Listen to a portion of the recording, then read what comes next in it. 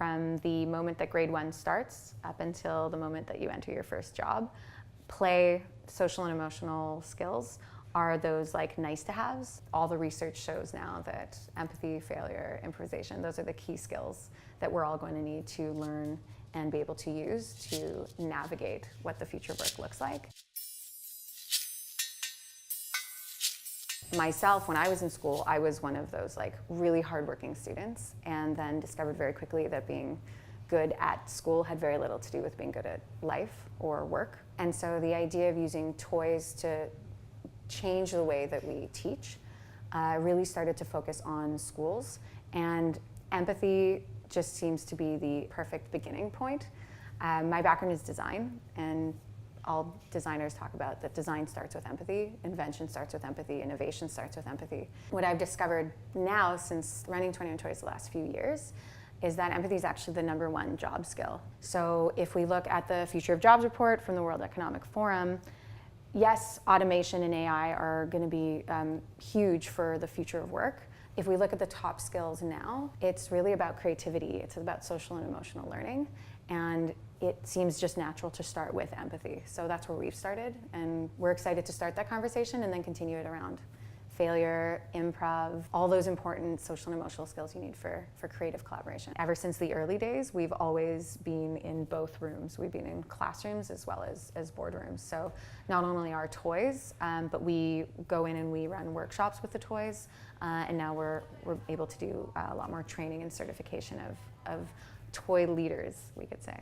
When I started a toy company, I didn't think that I'd be getting this window into everything that's going on within different industries in terms of the transition that they need, in terms of the skills they need to develop. What's so amazing and fascinating is that I believe that empathy was really core to how you run your business, to how you build your teams. But I never expected that learning, like talent and learning departments, were struggling with that same thing, that they were valuing it that same way. And we're hearing from so many leaders in the industries, be it insurance, banking, customer service, where they're really starting to panic. They're starting to panic because AI is just around the corner. There's an entirely new generation that they need to better understand. And so many of these complex, confusing shifts in just the future of the workplace, they're having a really hard time navigating. And so what's been the most fascinating and what we've discovered the most is that when we come in and we let them know, first of all, you're not the first ones to say this.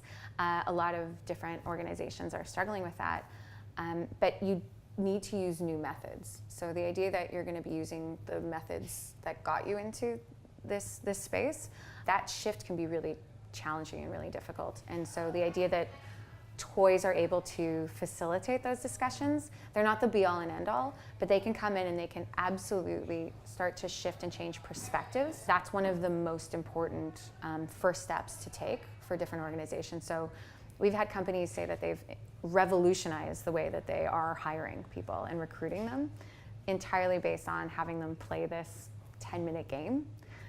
That's fascinating. And the case studies that we're now getting out of all these different uses of the toys, it's something I would have never expected, and it's exciting that we now get to share those stories. I'm the designer of the Empathy toy, which is the first in a series of toys that look at teaching those skills. So our Empathy toy is now in 47 countries, and we're in thousands of schools and offices around the world.